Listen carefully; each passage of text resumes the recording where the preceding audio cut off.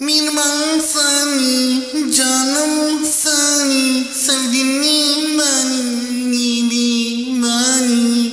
Aklan oldum, yanan oldum, küldüm oldum.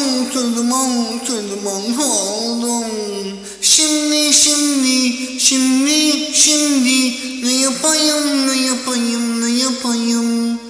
Şuna buna, yine mi kalayım? Zaten herkes yalancı olmuş, cehennemi bulmuş. İyilik bende kalsın sende değil, sen git önce Allah önünde eğin.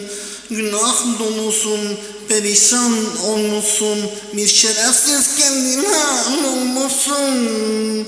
Sırtıma vuranlar çok oldu, hepsi Allah'ın hesabını buldu.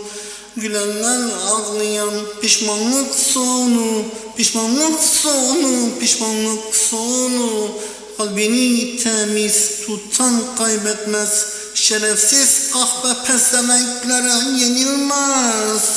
Çünkü yürüdüğü yol Allah'la asla olmaz günahla. Amin.